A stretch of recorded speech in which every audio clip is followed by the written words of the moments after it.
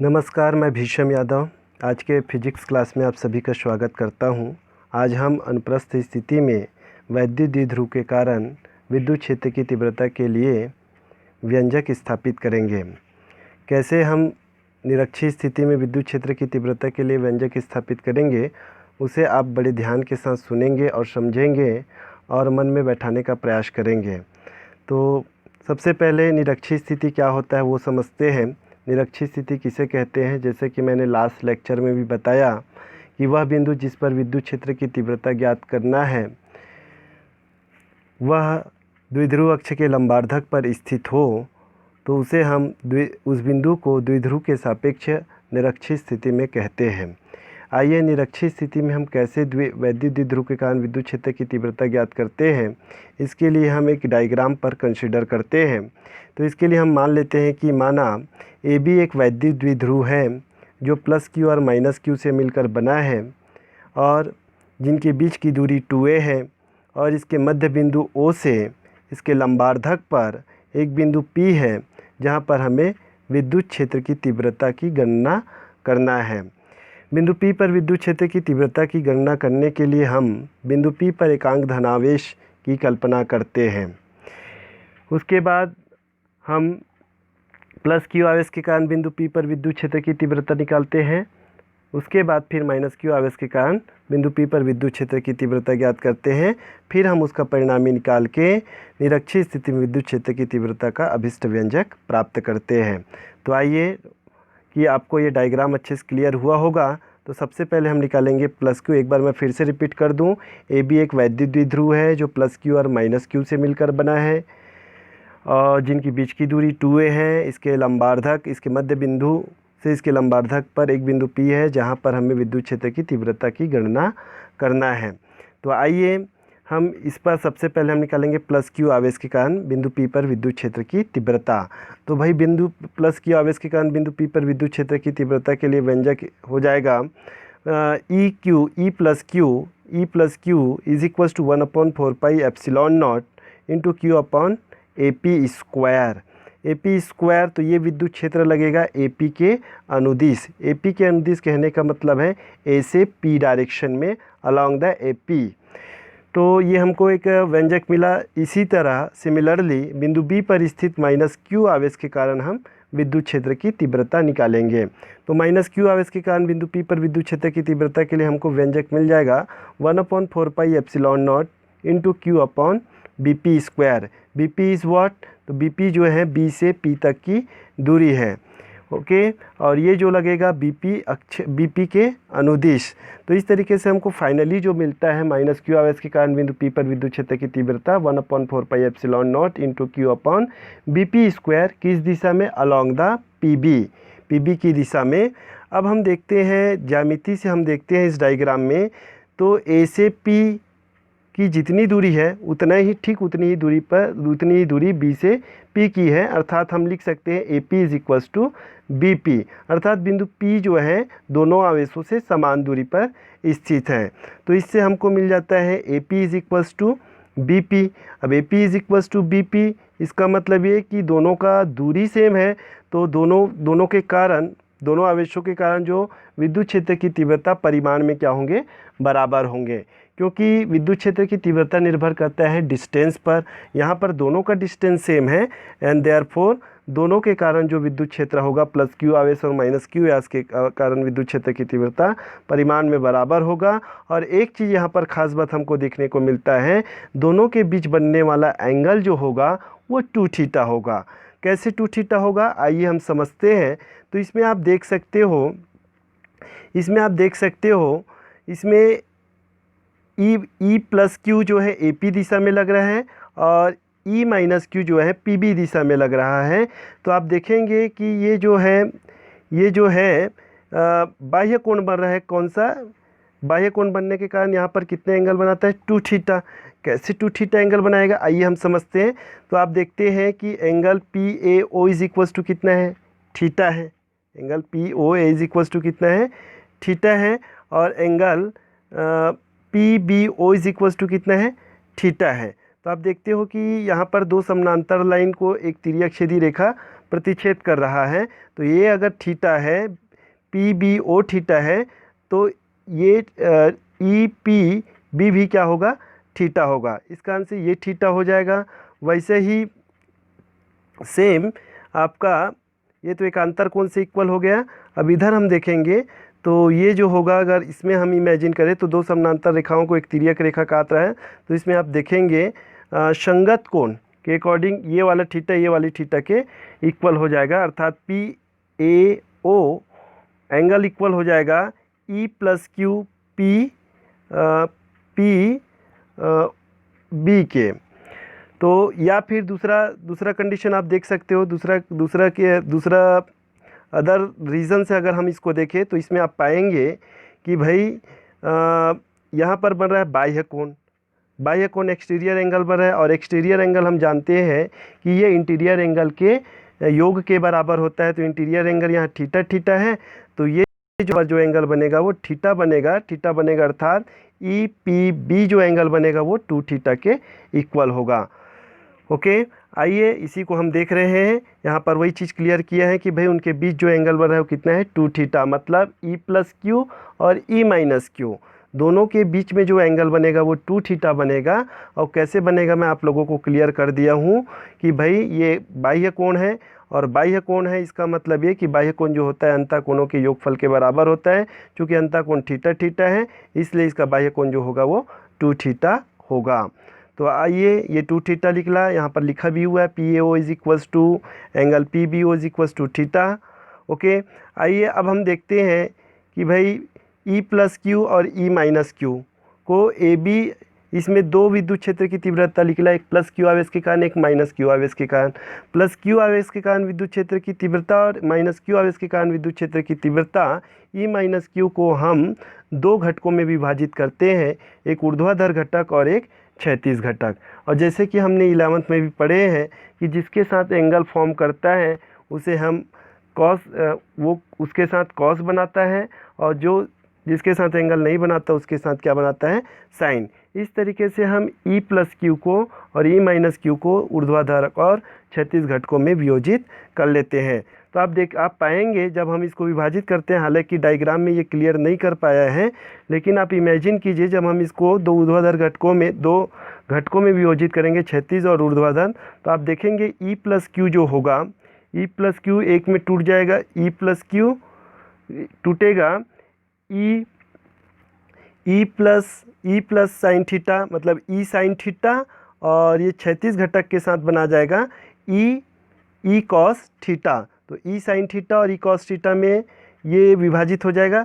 Similarly इसी प्रकार E minus Q जो होगा, माइनस क्यू आवेश के कारण विद्युत क्षेत्र की तीव्रता भी 2 घटकों में वियोजित हो जाएगा, एक ई साइन थीटा नीचे की ओर और ई कॉस थीटा किधर, लेफ्ट साइड। इसमें हम प्लस आवेश के कारण देखे थे, तो ई साइन थीटा ऊपर की ओर और ई कॉस थीटा लेफ्ट साइड में, और माइनस क्यू आवेश के कारण हमने देखा तो ई साइन थीटा नीचे की ओर और ई कॉस थीटा जो है लेफ्ट साइड में। तो हम देखते हैं प्लस क्यू आवेश के कारण ई साइन थीटा और माइनस क्यू आवेश के कारण ई साइन थीटा, दोनों परिमाण में बराबर है, लेकिन दिशा में विपरीत होने की वजह से दोनों कैंसल आउट हो जाते हैं, और इस प्रकार हमको हमारे पास ई कॉस थीटा और ई कॉस थीटा मिलता है। तो ई कॉस थीटा और ई कॉस थीटा दोनों सेम दिशा में है, एक ही दिशा में होने की वजह से दोनों आपस में जुड़ जाते हैं।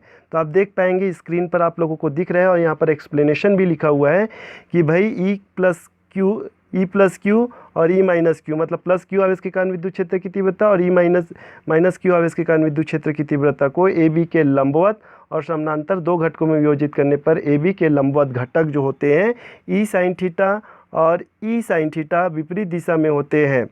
इसकी वजह से दोनों एक दूसरे को निरस्त कर देते हैं, किंतु ए बी के समानांतर घटक ई कॉस थीटा और ई कॉस थीटा एक ही दिशा में होने के कारण जुड़ जाते हैं। इसलिए बिंदु P पर परिणामी तीव्रता जो होता है is equals to E cos theta plus E cos theta. चूँकि डिस्टेंस समान है, डिस्टेंस इक्वल है, इसलिए दोनों तीव्रताएं भी क्या होंगे, इक्वल होंगे।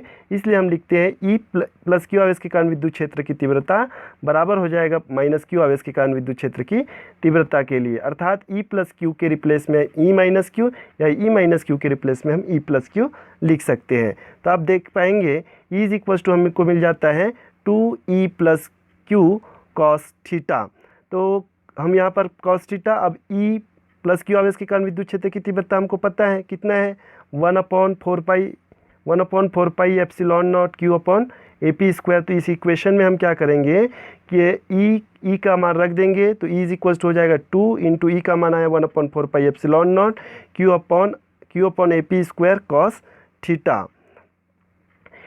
ये जो होगा वो किसके समानांतर होगा, AB के समानांतर होगा, मतलब A से B की दिशा में होगा, along parallel to the AB। अब हम देखते हैं कॉस थीटा का वैल्यू हमको नहीं पता, we don't know what is the value of cos theta and we also don't know what is the value of AP। AP means distance between A and P, A से P तक की दूरी। तो इसके लिए हम क्या करते हैं, इसमें समकोण त्रिभुज को लेते हैं। यहाँ पर आप देख सकते हो समकोण त्रिभुज है POA, O पर यहाँ पर समकोण बन रहा है, इसलिए इसको हमने समकोण त्रिभुज बोला। तो PO चूँकि ये समकोण त्रिभुज है, इसलिए हम यहाँ पर लगा देते हैं पाइथागोरस प्रमेय। पाइथागोरस प्रमेय मतलब कर्ण का वर्ग बराबर लंब का वर्ग धन आधार का वर्ग। तो यहाँ पर आप देख सकते हो AP कर्ण है, OA आधार है और OP जो है लंब है, इसलिए कर्ण का वर्ग मतलब AP का वर्ग बराबर लंब का वर्ग मतलब OP का स्क्वायर प्लस आधार का वर्ग मतलब OA का स्क्वायर। तो यहाँ पर आप देख सकते हो OP जो है R है, O से P मैंने पहले ही बोला शुरुआत में कि भाई द्विध्रुव के मध्य बिंदु के लंबार्धक पर R दूरी पर एक बिंदु P है, तो O से P तक की दूरी कितना है R है, तो इसलिए हो जाएगा R स्क्वायर प्लस OA का स्क्वायर। OA कितना है, तो OA आप देख पाएंगे ये A है, तो ये हो जाएगा A का स्क्वायर। AP का स्क्वायर मतलब स्क्वायर को हटाएंगे तो इधर अंडर रूट लगेगा, तो AP इज इक्वल्स टू हो जाएगा root of R square plus A square.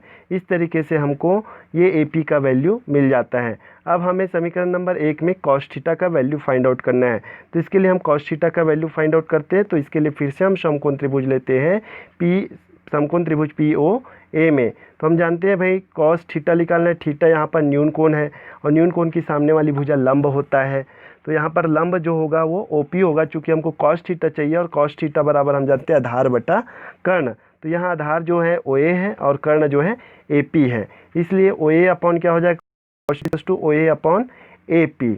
OA का वैल्यू क्या है, तो A की वैल्यू आप देख सकते हो A है। कैसे A हुआ, क्योंकि हम जानते हैं A से B तक 2A है और O उसका मध्य बिंदु है, इसलिए O से A होगा और O से B A होगा, कंप्लीट 2A होगा, इसलिए OA बराबर हमने रखा A। फिर AP अभी रिसेंटली हमने निकाला, AP इज इक्वल्स टू निकला root of A R square plus A square, तो हमने AP के रिप्लेस में रख दिया root of R square plus A square. अब ये हमको कॉस थीटा का भी मान मिल गया और दूसरा AP का भी मान मिल गया। ये दोनों के वैल्यू को हम इक्वेशन नंबर 1 में पुट करते हैं। समीकरण 1 में जब मान रखते हैं तो आप देख पाते हैं, आपकी स्क्रीन पर दिखाई दे रहा है E is equals to 2 into 1/4 pi epsilon naught, तो ये हमने रख दिया 1/4 पाई एप्सिलॉन नॉट। फिर आया क्या Q अपॉन AP स्क्वायर, तो Q अपॉन तो Q AP स्क्वायर, तो AP स्क्वायर का मान हमने अभी थोड़ा देर पहले फाइंड आउट किया था R square plus A square, तो AP स्क्वायर की जगह में रख दिया R square plus A square into cos theta का मान है A upon root of R square plus A square. जब हम इसको कैलकुलेट करते हैं तो आप पाते हैं E is equals to 1/4 pi epsilon naught, तो एज इट इज हो जाएगा, ऊपर में हो जाएगा 2QA, तो ये देखो हमने लिख दिया 2QA अपॉन फिर नीचे में R square plus A square की पावर कुछ नहीं मतलब तो 1 है और root of R square plus A square, तो ये हो जाएगा R square plus A square का पावर 1/2। तो इधर 1 है पावर और इधर इसका घात 1 है, इसका घात 1/2 है, तो 1 और आधा कितना हो जाएगा 1.5 मतलब हो जाएगा 3/2। तो E इज इक्वल्स टू हो जाएगा 1/4 pi epsilon not 2QA upon R square plus A square का घात 3/2। अब चूँकि हम जानते हैं 2QA मतलब वैद्युत द्विध्रुव आघूर्ण, इसको हम रिप्रेजेंट करते हैं P से, इसलिए 2QO को रिप्लेस कर दूंगा P से, तो E इज इक्वल्स टू मिल जाएगा 1/4 pi epsilon naught P upon bracket में R square plus A square की घात 3/2 3/2। सदिश रूप में लिखूंगा तो vector E is equals to minus 1/4 pi epsilon naught vector P upon R square plus A square root of 3/2। Okay, तो इस तरीके से हमारे पास, सॉरी माइनस साइन बोल दिया, 1/4πε0 p/r² + a² की घात 3/2। This is the equation number 3। अब अगर मान लो द्विध्रुव का आकार छोटा है अर्थात द्विध्रुव से बिंदु P की दूरी अधिक है, बिंदु P की दूरी अधिक है अर्थात r is very very less, sorry a is very very less than r, a is very very less than r।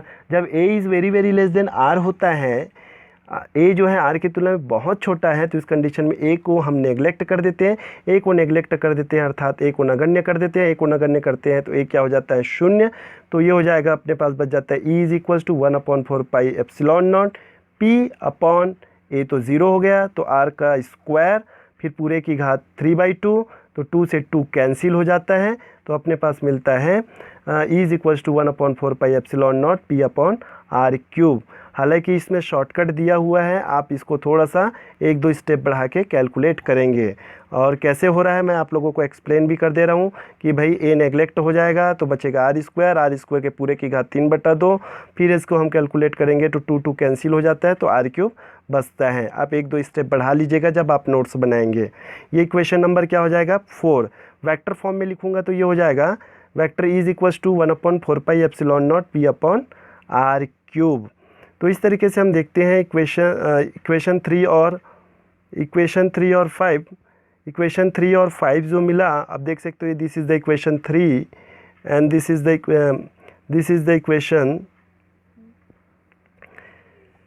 The equation, sorry just 2 minute. Yes, equation 3 और 5 को आप देखेंगे तो this is the equation for the intensity of electric field due to the dipole in equatorial position, means निरक्षीय स्थिति में वैद्युत द्विध्रुव के कारण विद्युत क्षेत्र की तीव्रता के लिए अभिष्ट व्यंजक है। इससे हम ये निष्कर्ष निकालते हैं कि निरक्षीय स्थिति में इसकी दिशा किधर निकला, इसकी दिशा आप देखेंगे परिणामी विद्युत क्षेत्र की दिशा A से B की ओर है, मतलब प्लस Q आवेश से माइनस Q आवेश की ओर। तो इस तरीके से हम निष्कर्ष निकालते हैं कि वैद्युत द्विध्रुव के कारण निरक्षीय स्थिति में विद्युत क्षेत्र की तीव्रता द्विध्रुव अक्ष के समानांतर धन आवेश से ऋण आवेश की ओर होती है, अर्थात वैद्युत द्विध्रुव आघूर्ण के विपरीत दिशा में होती है। क्योंकि वैद्युत द्विध्रुव आघूर्ण की दिशा माइनस से प्लस है, ऋण आवेश से धन आवेश है, जबकि हमने निरक्षीय स्थिति में निकाला तो हमको पता चला कि वह परिणामी विद्युत क्षेत्र की तीव्रता की जो दिशा होती है वो प्लस आवेश से, मतलब धन आवेश से ऋण आवेश की दिशा में होती है। तो इस तरीके से हमने देखा कि कैसे हम निरक्षीय स्थिति में वैद्युत द्विध्रुव के कारण विद्युत क्षेत्र की तीव्रता कैसे फाइंड आउट करते हैं। आइए अब हम नेक्स्ट टॉपिक पर चर्चा करते हैं, अक्षीय स्थिति और निरक्षीय स्थिति में छोटे वैद्युत द्विध्रुव के कारण विद्युत क्षेत्रों की तुलना। ये क्वेश्चन भी कई बार आया हुआ है, अक्षीय स्थिति और निरक्षीय स्थिति के विद्युत क्षेत्र की तीव्रता की तुलना कीजिए। तो आइए हम इसको समझने का प्रयास करते हैं कि कैसे हम इसमें इस कंपैरिजन करेंगे। तो देखिएगा, हमने अक्षीय स्थिति में भी विद्युत क्षेत्र की तीव्रता के लिए व्यंजक निकाला और निरक्षीय स्थिति में भी विद्युत क्षेत्र की तीव्रता के लिए व्यंजक निकाला। तो सबसे पहले हम देखते हैं कि अक्षीय स्थिति में विद्युत क्षेत्र की तीव्रता के लिए व्यंजक क्या मिला था। तो हम जानते हैं कि भाई अक्षीय स्थिति में एक छोटे द्विध्रुव के केंद्र से r दूरी पर स्थित किसी बिंदु पर विद्युत क्षेत्र का जो परिमाण होता है, हमने अभी थोड़ा देर पहले पढ़ा, E1 इज इक्वल्स टू होता है 1/4πε0 2p/r³। ये जो है किसके लिए है, छोटे वैद्युत द्विध्रुव के लिए। इसी तरह हम किसके लिए निकालेंगे, निरक्षीय स्थिति के लिए। तो आप देख पाएंगे कि सेम दूरी पर, उतने ही दूरी पर निरक्षीय स्थिति में विद्युत क्षेत्र की तीव्रता का जो सूत्र होता है E2 is equals to 1/4πε0 p/r³। This is the equation number 2। चूँकि हमको कंपैरिजन करना है, तुलना करना है, इसलिए equation 1 is divided by equation 2। तो लेफ्ट हैंड में, राइट हैंड में। तो आप पाएंगे E1, लेफ्ट हैंड में आप पाएंगे E1/E2, राइट हैंड में आप देखेंगे 1/4πε0 से 1/4πε0 कैंसल आउट हो जाता है, p/r³ से p/r³ भी कैंसल आउट हो जाता है। तो आप पाएंगे E1/E2 इज इक्वल्स टू सिर्फ मिल जाता है 2, और E2 को जब हम उधर राइट साइड में ट्रांसपोज करते हैं तो E1 इज इक्वल्स टू मिल जाता है 2E2। तो इस तरीके से हम देखते हैं E1 क्या है, अक्षीय स्थिति में विद्युत क्षेत्र की तीव्रता, और E2 क्या है, निरक्षीय स्थिति में विद्युत क्षेत्र की तीव्रता। तो आप देख सकते हो, आप बोल सकते हो, it's clear that from this equation it's clear that अक्षीय स्थिति में विद्युत क्षेत्र की तीव्रता निरक्षीय स्थिति में विद्युत क्षेत्र की तीव्रता की दो गुना होता है, की दो गुनी होती है या का दो गुना होता है। तो इस तरीके से हम बोल सकते हैं अक्षीय स्थिति में विद्युत क्षेत्र की तीव्रता बराबर दो गुना 2 टाइम्स ऑफ द निरक्षीय स्थिति में विद्युत क्षेत्र की तीव्रता। ये क्वेश्चन 3 मार्क्स क्वेश्चन में 2 मार्क्स क्वेश्चन में आया हुआ है। तो ये कंपैरिजन आप तभी कर पाओगे जब आपको अक्षीय स्थिति में विद्युत क्षेत्र की तीव्रता पता हो और निरक्षीय स्थिति में विद्युत क्षेत्र की तीव्रता पता हो। आइए अब हम नेक्स्ट टॉपिक देखते हैं, वैद्युत द्विध्रुव के सापेक्ष अक्षीय स्थिति और निरक्षीय स्थिति में तुलना। या कई बार पूछा जाता है अक्षीय स्थिति और निरक्षीय स्थिति में क्या अंतर है। तो आप ये 2-3 पॉइंट कम से कम एटलीस्ट याद रखे रहिएगा ताकि एग्ज़ाम में क्वेश्चन आए तो आपको कोई प्रॉब्लम ना हो। तो आइए हम देखते हैं अक्षीय, एक तरफ हमने रखा अक्षीय स्थिति, दूसरा तरफ हमने निरक्षीय स्थिति। तो एक अंतर तो उसके परिभाषा के आधार पर कर दीजिएगा, दूसरा अंतर उसकी विद्युत क्षेत्र की तीव्रता के तुलना के आधार पर कर दीजिएगा। तो आइए हम देखते हैं, पहला इसमें देखेंगे अक्षीय स्थिति में। तो अक्षीय स्थिति किसे कहते हैं? इस स्थिति में बिंदु बढ़ाए गए द्विध्रुव अक्ष पर स्थित होता है। तो अक्षीय स्थिति में हमने देखा कि बिंदु जो होता है बढ़ाए गए द्विध्रुव अक्ष पर स्थित होता है। बात करते हैं हम निरक्षीय स्थिति की, तो इस स्थिति में बिंदु द्विध्रुव अक्ष के लंब सम द्विभाजक पर स्थित होता है। लंब सम द्विभाजक मतलब जो 90 डिग्री का एंगल फॉर्म करता हो उसके मिड पॉइंट से, मध्य बिंदु से। This is the first difference. आइए हम इसका दूसरा अंतर देखते हैं। अक्षीय स्थिति की बात करूं तो इस स्थिति में किसी छोटे वैद्युत द्विध्रुव का विद्युत क्षेत्र उतनी ही दूरी पर निरक्षीय स्थिति की तुलना में दोगुना होता है, जो कि अभी हमने थोड़ा देर पहले देखा कि भाई अक्षीय स्थिति में विद्युत क्षेत्र की तीव्रता निरक्षीय स्थिति में विद्युत क्षेत्र की तीव्रता का दोगुना होता है। अब भाई हम निरक्षीय स्थिति की बात करें तो निरक्षीय स्थिति में क्या होगा? जब अक्षीय स्थिति में दोगुना होता है तो निरक्षीय स्थिति में विद्युत क्षेत्र की तीव्रता अक्षीय स्थिति में विद्युत क्षेत्र की तीव्रता का आधा होता है। इस स्थिति में तुलना में आधा होता है। तो इस तरीके से ये इसका दूसरा डिफरेंस रहा। तीसरा की अगर मैं बात करूं तो इस स्थिति में हमने देखा, अक्षीय स्थिति की बात करूं तो अक्षीय स्थिति में हमने देखा कि विद्युत क्षेत्र की जो तीव्रता होता है वैद्युत द्विध्रुव आघूर्ण के अनुदिश होता है, अर्थात वैद्युत द्विध्रुव आघूर्ण की दिशा में होती है, माइनस क्यू आवेश से प्लस क्यू आवेश की ओर। जबकि हम निरक्षीय स्थिति की बात करें तो इस स्थिति में परिणामी विद्युत क्षेत्र की जो दिशा होती है वो वैद्युत द्विध्रुव अक्ष के समानांतर धन आवेश से ऋण आवेश की ओर होती है, अर्थात वो वैद्युत द्विध्रुव आघूर्ण की दिशा के विपरीत होती है। तो इस तरीके से हमने अक्षीय और निरक्षीय स्थिति दोनों में अंतर देखा। 3 मार्क्स क्वेश्चन में पूछा गया है, इसलिए आप इसको बड़ी ध्यान से पढ़िएगा और अच्छे से समझिए। आइए अब हम नेक्स्ट टॉपिक पर चर्चा करने जा रहे हैं, वैद्युत द्विध्रुव के कारण किसी बिंदु पर विद्युत क्षेत्र। तो वैद्युत द्विध्रुव के कारण किसी बिंदु पर विद्युत क्षेत्र हम नेक्स्ट लेक्चर में पढ़ेंगे। आई होप कि आज का लेक्चर आप सबको अच्छा लगा होगा, अच्छे से समझ में आया होगा। अगर किसी प्रकार का दिक्कत होता है तो आप पर्सनली कमेंट करके पूछ सकते हैं। और दूसरा चीज़, अगर आपने इस चैनल को लाइक और सब्सक्राइब नहीं किया है तो पहले लाइक और सब्सक्राइब कर लीजिए ताकि मैं जो भी न्यू वीडियो बनाऊं वो सबसे पहले आपको मिल जाए। तो आप लोगों से रिक्वेस्ट है कि आप इस वीडियो को ज़्यादा से ज़्यादा शेयर करें और साथ ही साथ लाइक और सब्सक्राइब करना ना भूलें। Thank you very much.